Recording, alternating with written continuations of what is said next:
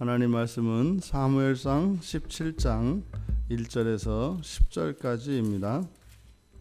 우리 같이 한 목소리로 함께 읽겠습니다. 블레셋 사람들이 그들의 군대를 모으고 싸우고자 하여 유다에 속한 소고에 모여 소고와 아세가 사이 에베스 담밈에 진침해 사울과 이스라엘 사람들이 모여서 엘라 골짜기에 진치고 블레셋 사람들을 대하여 전열을 벌였으니 블레셋 사람들은 이쪽 산에 섰고 이스라엘은 저쪽 산에 섰고 그 사이에는 골짜기가 있었더라. 블레셋 사람들이 진영에서 싸움을 도두는 자가 왔는데 그의 이름은 골리앗이요 가드 사람이라. 그의 키는 6규빗 한 뼘이요 머리에는 놋투구를 썼고 몸에는 비늘 갑옷을 입었으니 그 갑옷의 무게가 놋 5천 세겔이며 그의 다리에는 놋 각반을 쳤고 어깨 사이에는 놋 단창을 메었으니 그 창자루는 배틀채 같고 창날은 철 600세겔이며 방패든 자가 앞서 행하더라. 그가 서서 이스라엘 군대를 향하여 외쳐 이르되 너희가 어찌하여 나와서 전열을 벌였느냐? 나는 블레셋 사람이 아니냐? 너희는 사울의 신복이 아니냐? 너희는 한 사람을 택하여 내게로 내려보내라. 그가 나와 싸워서 나를 죽이면 우리가 너희의 종이 되겠고 만일 내가 이겨 그를 죽이면 너희가 우리의 종이 되어 우리를 섬길 것이니라. 그 블레셋 사람이 또 이르되 내가 오늘 이스라엘의 군대를 모욕하였으니 사람을 보내어 나와 더불어 싸우게 하라 한지라. 아멘. 블레셋은 이스라엘에 있어서 가장 눈에 가시와 같은 그런 존재입니다. 이 블레셋은 끊임없이 이스라엘을 침공했기 때문입니다. 또다시 이스라엘을 침공한 블레셋, 그래서 골짜기를 사이에 두고 양측 진영이 마주보고 진을 쳤습니다. 이 골짜기는 그냥 연이 골짜기가 아니라 사실은 저도 이스라엘에 가보진 않았습니다만 성경에서 나오는 그 이스라엘 지형의 골짜기라고 하는 것은 이제 협곡입니다. 협곡. 그러니까 말하자면 낭떠러지 같은 것이죠. 이렇게. 그래서 굉장히 깊은 그런 협곡을 이야기합니다. 그러니까 이게 거리상으로는 이렇게 눈앞에도 보이는 그런 것들이 많다고 합니다. 근데 실제로는 그렇게 거리상으로는 가깝지만 실제로 다다르려고 하면 한참 시간이 걸리는 양측에 이제 협곡을 두고 마주보고 있습니다. 그때 블레셋 진영에 이제 골리앗이 싸움을 도두는 자 이렇게 되어 있는데 그대로 직역을 하면 둘 사이에 있는 자. 그러니까 이제 우리가 그냥 머릿속으로 상상할 때는 넓은 평야에 양쪽 군대가 이렇게 배치해 있고 그 앞에 이제 그 중앙에 골리앗이 딱 나와서 이제 막 외치고 있는 그런 장면입니다. 키가 거의 3m에 가깝죠. 2m 70에서 2m 한 85 사이에 이르는 3마다에 가까운 어마어마한 거인입니다. 거기에 이제 그 골리앗이 그 앞에 나와서 계속 이스라엘과 블레셋의 싸움의 이 전쟁의 명분을 얻기 위해서 계속 이제 자극적인 발언을 막 하고 있습니다. 그렇게 해서 충동질을 하는 거죠. 지금 이 골리앗의 이야기의 골자는 그런 겁니다. 이렇게 많은 사람들이 전쟁하지 말자는 거예요. 전쟁을 하면 피해가 크니까 그냥 정정당당하게 우리 쪽에서 나 그리고 너희 쪽에서 한 사람 내보내라. 그래서 정정당당하게 둘이 겨루어서 그 사람이 이기면 그 나라가 승리한 것으로 하고 싸움에서 지면 그쪽은 종이 되자. 사실은 이렇게 한 사람 내보내라라고 하는 게 이제 사울을 자극하는 거죠. 사울을. 그래서 이스라엘의 명예를 이제 막 자극을 하고 그렇게 하고 있습니다. 근데 사실 어쩌면 이게 전력이 열세이거든요. 열세인 이스라엘의 입장에서는 이것이 기회일 수는 있습니다. 왜요? 그거 한판 이기기만 하면 되니까. 우리도 그런 거 있잖아요. 종종. 우리도 인생에 무엇인가에 한판 승부를 걸 때가 있어요. 왜요? 내 인생을 바꾸기는 어렵고, 그러니까 뭐 한 번의 기회가 줬을 때 거기에 그냥 내 팔자를 바꿀 수만 있다면 한번 걸어볼 만하지 않겠어요? 그러니까 이게 이제 무슨 뭐 상급이 많은 복권 같은 거라든지 아니면 뭐 사기나 이런 데 걸려드는 이유가 그런 거거든요. 뭐 도저히 요즘에 조심하십시오. 요즘에 그런 거 많답니다. 신종 사기꾼이 뭐 특히 이제 뭐 교회와 관련된 사람이라고 자기 신분을 얘기를 하고, 또 그 다음에 나오는 게 이제 그 외국의 거액의 정치 자금을 자기가 운용하는 사람이다. 이게 지금 여러 사람한테 이제 들은 얘기입니다. 그래가지고 뭐 그냥 10억, 20억이 아니에요. 뭐 1000억대의 돈을 지금 이제 자기가 이렇게 운영할 수 있는데, 그리고 뭐 돈 세탁하고 뭐 이런 과정을 거쳐서 조금만 지나면 이게 되는데, 뭐 요거 하는데 좀 내가 뭐 이게 조금 자금이 필요하니까 뭐 돈을 좀 뭐 투자를 해라. 그래가지고 당신이 뭐 예를 들어서 심지어는 어떤 목사님도 그걸 당했어요. 그래가지고 어려운 목사님을 찾아와가지고 교회를 세워주겠다고 한 거예요. 교회를.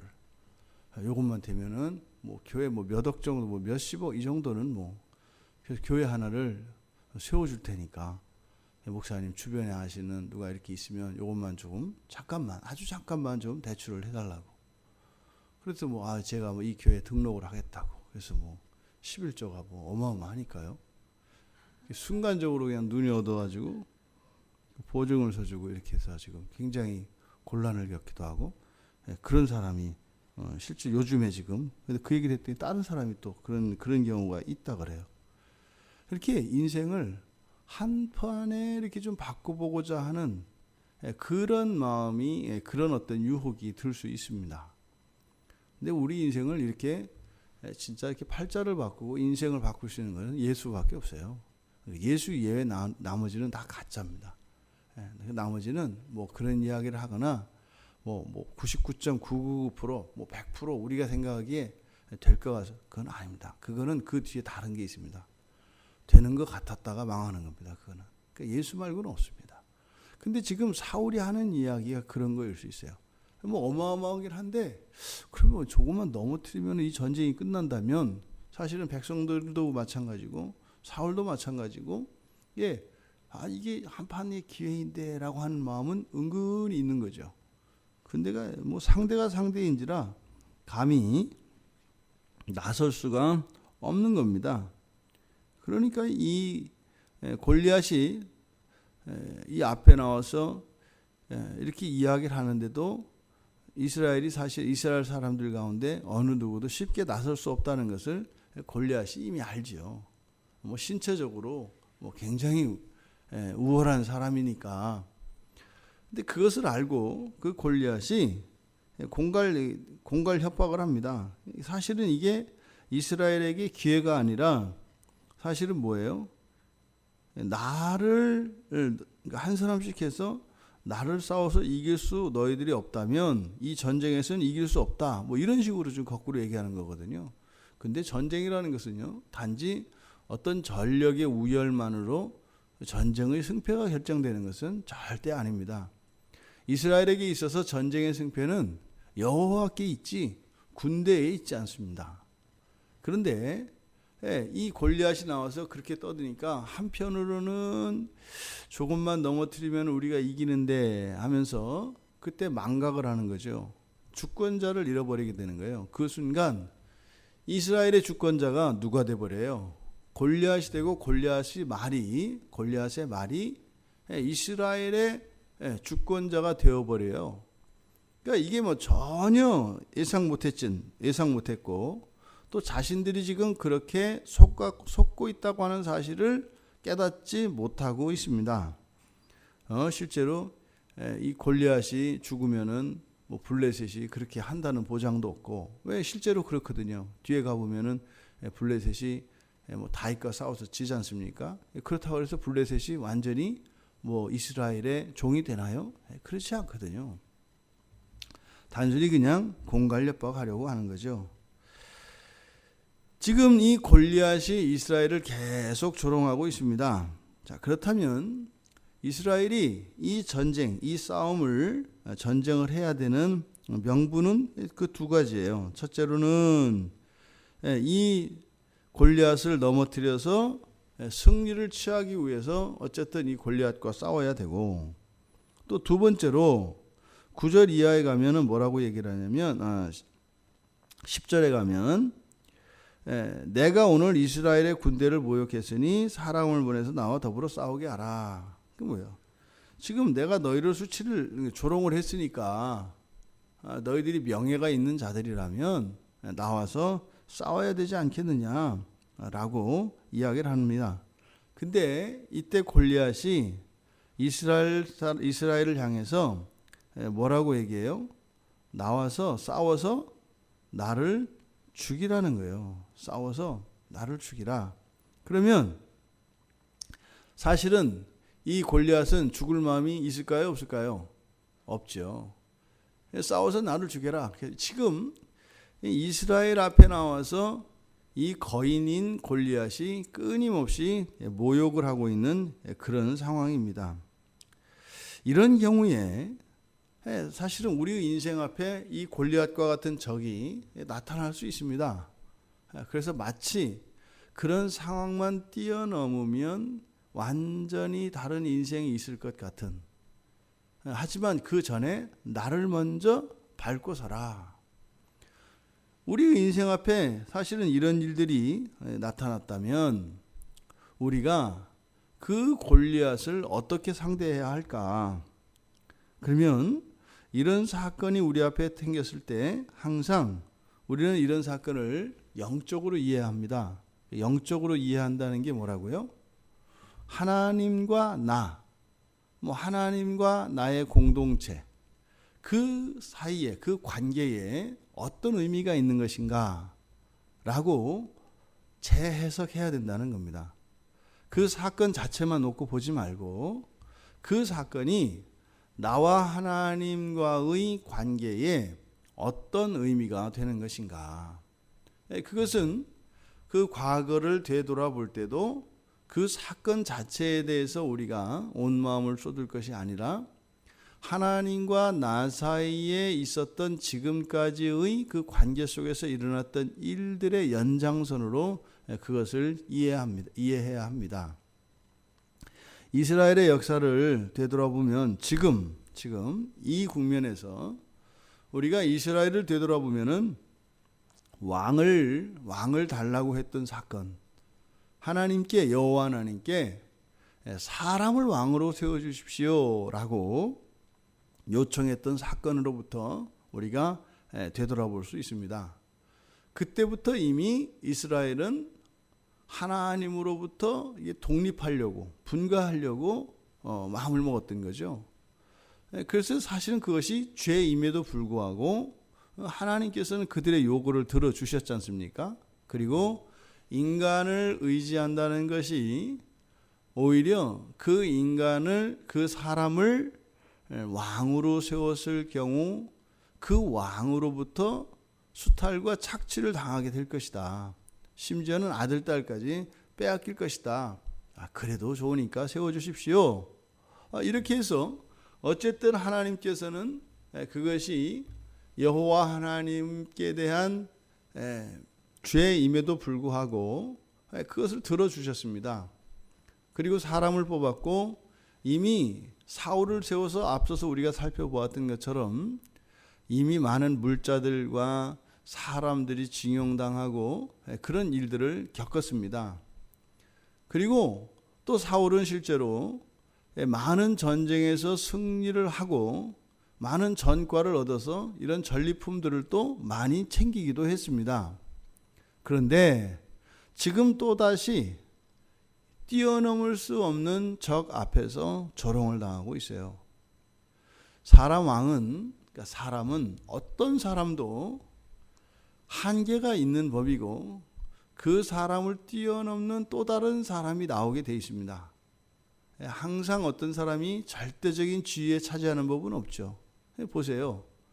모든 분야에 있어서 오랜 기간 동안 정상을 유지하고 있는 그런 사람도 있습니다만 언젠가는 바뀌게 되어 있습니다. 모든 면에서 너무 탁월해서 어느 누구도 저 사람을 능가할 사람이 없을 것 같은데 시간이 지나면 그 사람을 훨씬 능가하는 또 다른 사람이 생기게 되어 있다는 것입니다. 그러니까요, 사람을 의지한다는 것 자체가 그것이 얼마나 어리석은 것인가 하는 것을 가르쳐 줍니다. 사람을 의지했을 때, 여호와 하나님이 아닌 다른 것을 의지했을 때 의지했던 그것으로 인하여 우리가 오히려 조롱을 당하고 수치를 당하게 될 것이다. 그리고 그것으로 인하여 우리가 착취를 당하고 이용당하게 될 것이다. 하나님 외에는요, 우리에게 거저 값없이 사랑으로 베풀어 주시는 것은 없습니다. 오직 하나님만이 그러실 수 있습니다. 그거는 하나님의 사랑과 자비하심을 이야기하는 것이 아니라 가장 먼저 전능성, 무한성이 기초되어야만 그것이 가능합니다. 왜요? 무한성과 이 전능성을 가지고 있지 않으면 상황에 따라서 그런 자원과 능력이 고갈되게 되면 이제 그 이전과는 전혀 다른 관계로 설정이 되기 때문입니다. 여러분, 여기서 이 골리앗이 이렇게 조롱을 하는 이런 상황, 때로는 우리가 우리의 삶 속에서 이 골리앗과 같은 사건이나 사람에게 이렇게 조롱을 당할 때가 있습니다. 그때는요, 맞서 싸워야 할 텐데 라고 할 것이 아니라 그때는 여호와께로 돌아가야 합니다. 우리의 이스라엘이 과거를 돌이켜 하나님을 떠나려고 하였던 그것이 얼마나 어리석은 것이고 잘못된 것이며 비합리적인 것이었음을 깨달아 돌이켜야 합니다. 이스라엘의 역사는 그것입니다. 하나님을 떠나 스스로 무엇을 하려 하고 사람을 의지하려고 하였던 그것에서 돌이켜 하나님으로 돌아가야 되는 그 하나의 깨달음을 위해서 이스라엘 역사가 계속됩니다. 마지막까지 어떻게 돼요?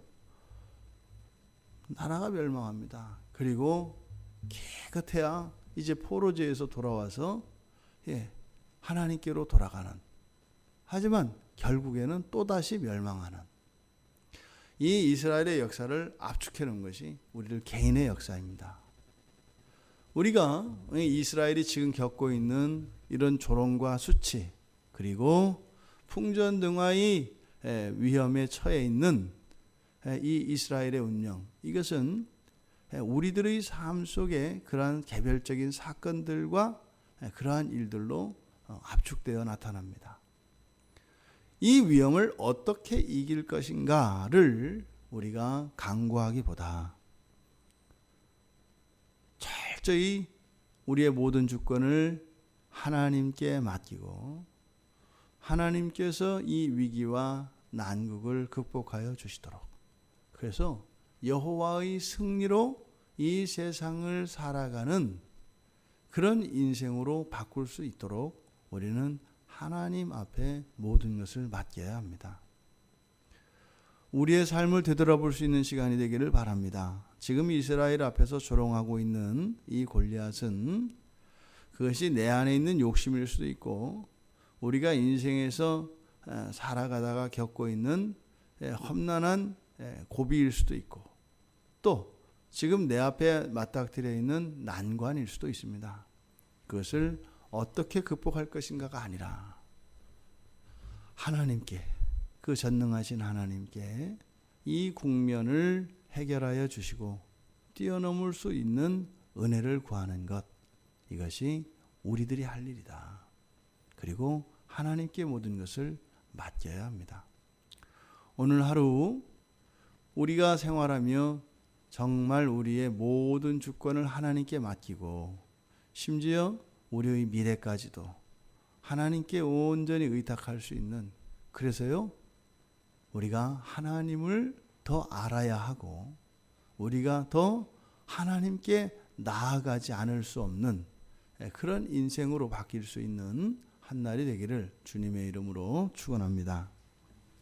하나님 아버지, 인생을 살아가다 보면 저희들의 능력으로 감당할 수 없는 골리앗과 같은 적이 나타나고 그 앞에서 저희들은 그 골리앗을 넘어뜨릴 방법을 강구하게 됩니다. 하지만 하나님, 이런 경우에 저희들이 싸워 이기려 하기보다는 하나님께 이 문제를 전적으로 의탁하여 하나님의 은혜를 덧입을 수 있는 저희들이 될 수 있도록 축복하여 주시옵소서. 하나님이 살아계신 것과 저희들의 아버지 되심과 그 전능하심을 철저히 의뢰하여, 그래서 이러한 위기와 위험 속에서 하나님 앞에 더욱 가까이 나아가며 하나님을 알아가는 일과 하나님께 은혜를 구하는 것과 저희들의 경건이 저희들의 삶의 가장 중요한, 가장 우선한 것임을 깨달을 수 있는 기회가 될 수 있도록 도와주시옵소서. 감사하며 예수님의 이름으로 기도드리옵나이다. 아멘.